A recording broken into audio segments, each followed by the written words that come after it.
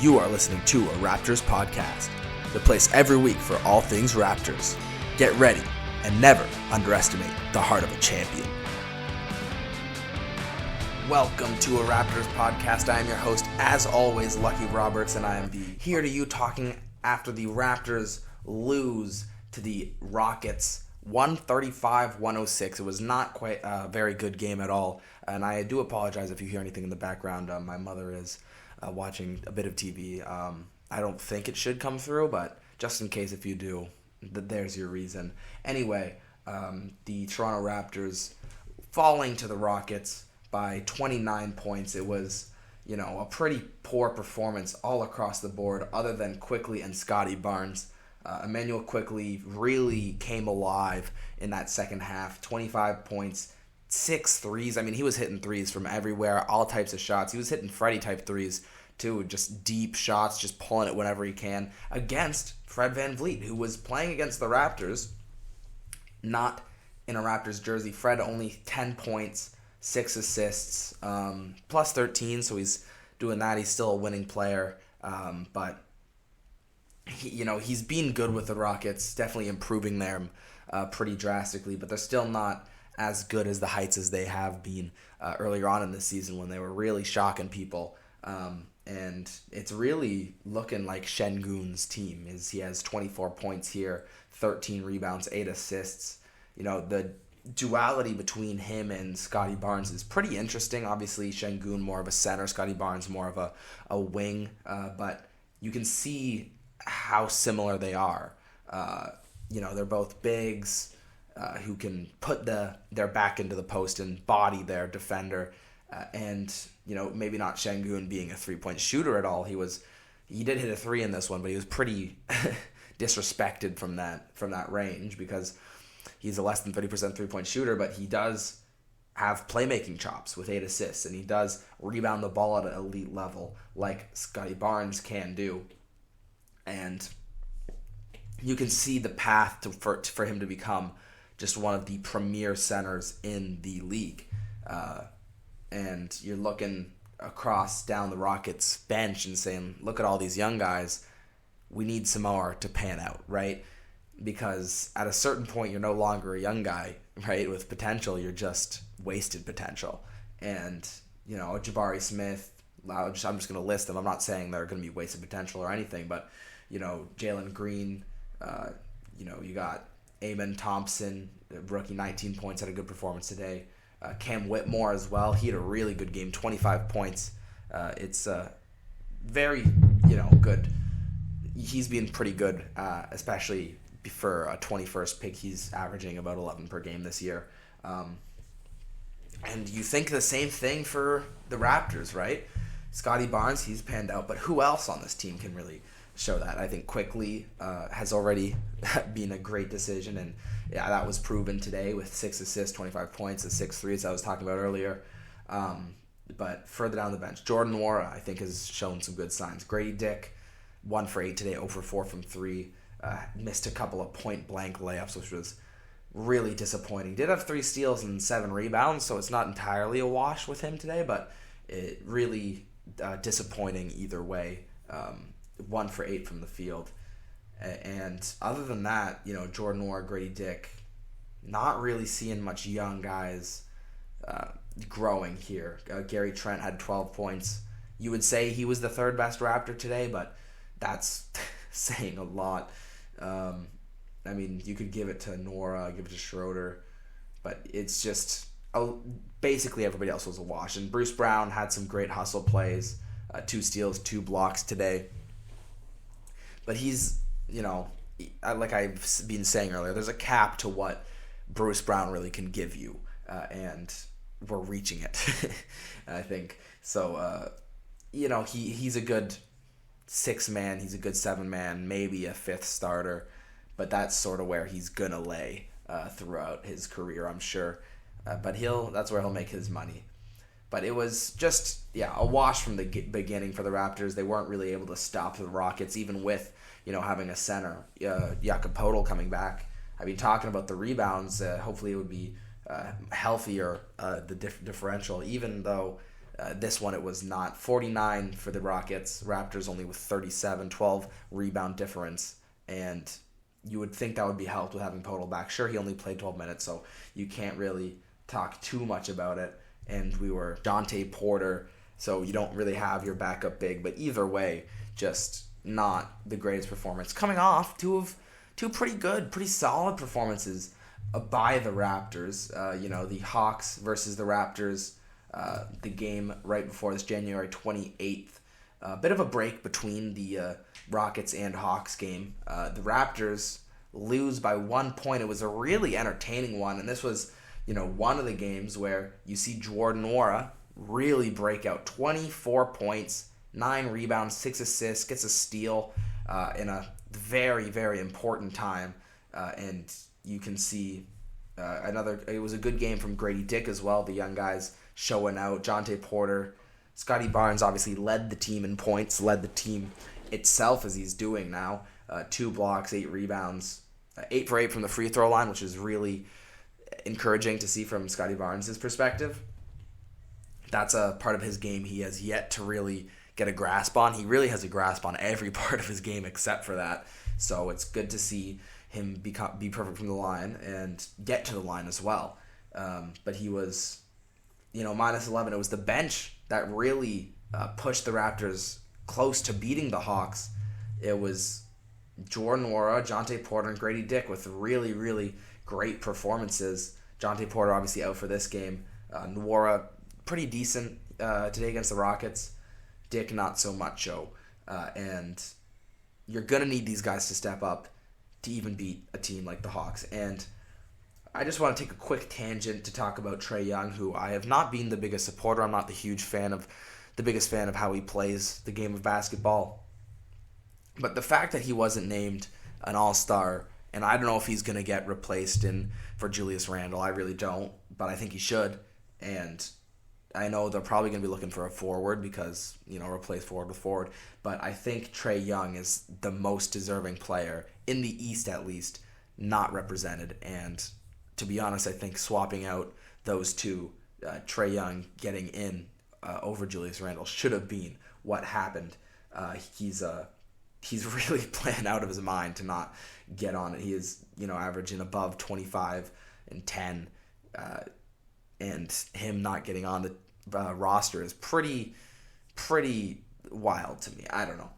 He had a good one in this one, 30 points, 12 assists. I know he's not the most efficient player, but even still, only 1 3, 11 from 12 from the free throw line. He does bait fouls, and that's what I don't really like about his game. But he's a great player, and he's a face of the Hawks, a face of a team, and I do think he deserves to be recognized, especially after not being recognized the last 2 seasons where he's put up worse numbers than this, but even still pretty insane numbers. It was a good game for Sadiq Bey, 26 points. It was the complete opposite. The Atlanta Hawks bench gave him nothing. Okongwu sure had 10 points, Patty Mills, Matthews, but their bench was just putrid in this one, and it was, their starting lineup really, really shone, and it was why they won the game. But it was an interesting little final sequence in the end of this game for the Hawks. It was Trae Young, and he was guarded by Jordan Nwora, and they're up by 1 point, right? And Raptors are thinking, okay, we foul, try to hit a 3, and you've seen this a million times, right, in the NBA. It's the fouling at the end of the games. A lot of people don't like them. I myself don't like them. Really slows down the game, and it makes it seem more strategic, and I don't know. It just, I play the game, right? Anyway, that doesn't happen here, and Trae Young, thinking he's going to get fouled, puts his whole body weight into Jordan Nwora, who sort of just pulls the chair from under him, lets him put that pressure, and Trae Young is like, what? I'm not fouled yet. Sort of dribbles, falls down, and it's Grady Dick's right there to capitalize, picks it up, passes it forward, I think I'm not entirely sure who it was to, but the Raptors get the layup. They're up by 1. Timeout Hawks. And you're thinking this is just such a great opportunity for the Raptors to really win one here. and steal one from the Hawks. And obviously, if you're a fan of Team Tank, like some people are, I think then you don't want the Raptors to win this game. And it's understandable why you would think that. I mean, in the long term, that's probably the right decision to make if you're a Raptors fan.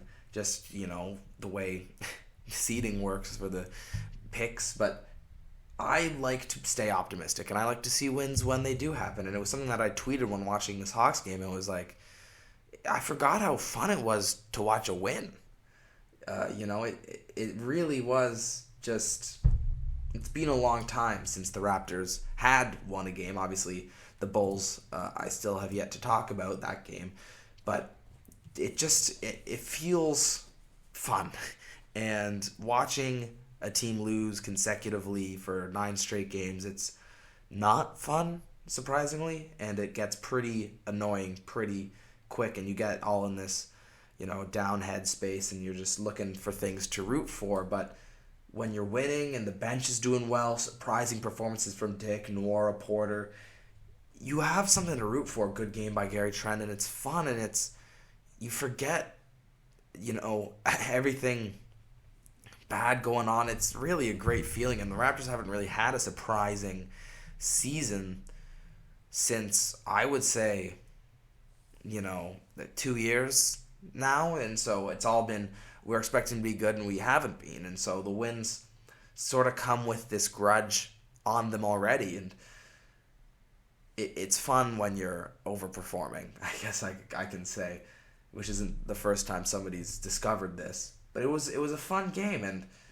Toronto fought back, made it a 1-point game, and the Tankers got what they want, and the people who want a good team got what they want too, and they got to see a fun game, watch a nice team cohesive performance by the Raptors, and that's really what I'm rooting for is wins at the end of the day. Now talking about the final game this week that I've yet to talk about, which was the only win right after that Hawks game. The Raptors played the Bulls and did end up stealing it, 118-107. Bruce Brown, 19 points, instantly jumps out at you. Gary Trent as well, 6 threes. He was so consistent. Every single time he touched the ball, you think he's going to pull it, as you always do. But today he was hitting it, and it was a really good game. He had 5 rebounds as well, but mainly his offense was his production.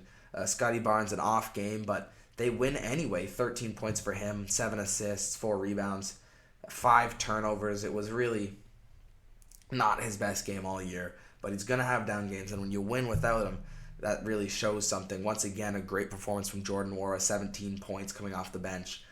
It really does show something, a little flashes of being a good creator off the dribble, mainly for himself, I will say, but he's got some bounce to him. We saw he almost posterized somebody in the Hawks game, which was, that was probably the most fun moment of the game, is just that you realize he's going to dunk this down, and he didn't, but the suspense of disbelief for a second there was really amazing. And ultra efficient, 4 for 5 from 3. If he can continue to shoot that well, he hasn't really been a great shooter to start his career. I mean, he was averaging 3 points before the Raptors traded for him. So I'm sure he'll take what his production currently is. But he's developing nicely, and he's showing that he's a lot more than that 3 points per game than he's proven to be so far up until this point in his career. And it was a good little addition to that Pascal Siakam trade that might be able to salvage some more value when we're looking back at it in a couple years. But other than that, it was a great performance from Bruce Brown, 3 assists, 3 steals, 2 blocks. Really, he's a great defender, plus 18. He had a 3. Scotty Barnes, like I said, not really so good. Dennis Schroeder got the start in this one, 16 points. It was a pretty, without Jakob Poeltl, Jonte Porter only played 5 minutes. So without any centers, obviously the Bulls have Vucevic, and they weren't really able to capitalize on the Raptors' lack of rim presence, which is surprising. You would have thought that they would have been able to, but it just didn't really seem to be. Vucevic only 9 rebounds, 14 points. He's not the player he used to be on the Magic, and that trade is going to look bad in Chicago for quite some time. DeMar DeRozan had a great game. He was hitting middies, didn't hit any threes. 3 steals, 4 blocks. Not usually something that you get from a DeMar DeRozan game, but 25 points, 9 for 12 from free throw line. That's what you get. And obviously, Chicago is without their second best player, so you can't really say. I mean, they're 22 and 26 with him. He's been out for a while, but right? And so when they're without him, they're even worse, and the Raptors do win. And once again, it was a team performance. The bench played well. Jalen McDaniels had 8 points. Boucher had 5.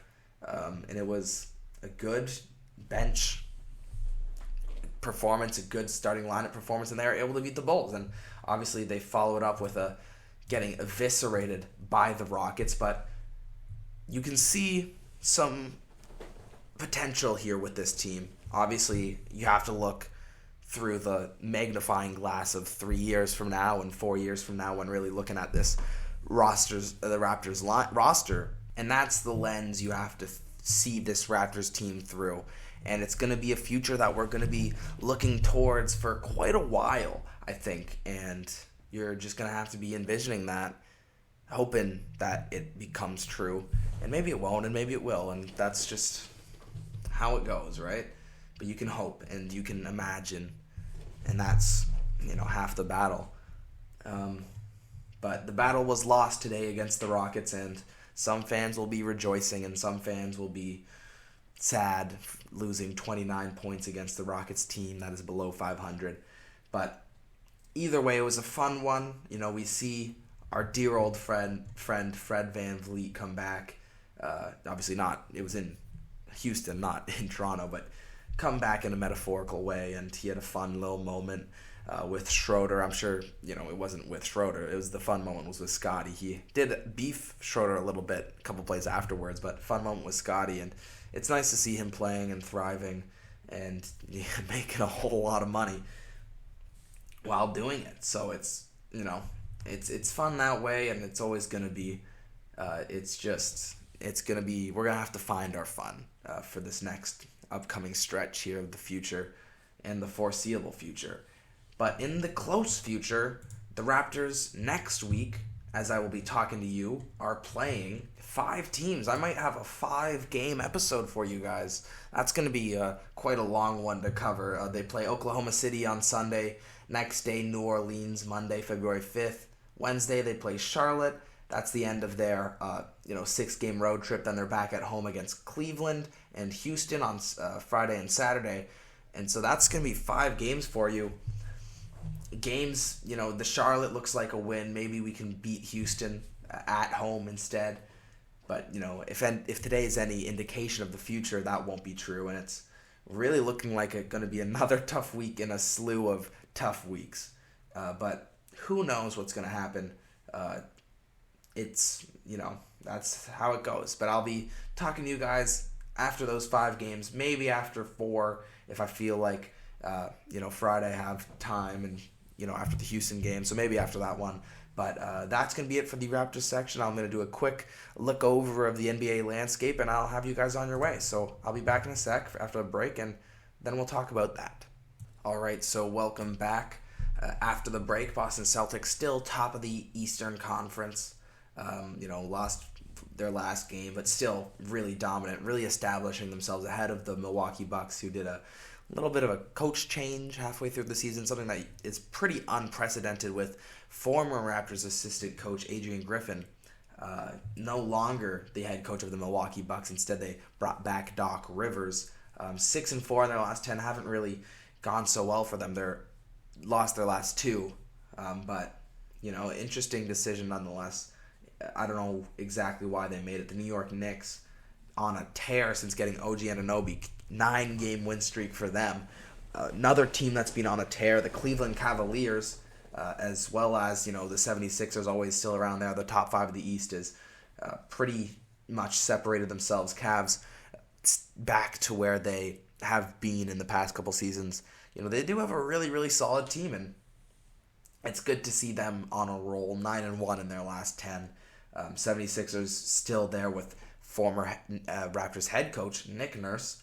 30-17, still pretty close to that pack, only half a game behind the Cavs, a full game behind the Knicks.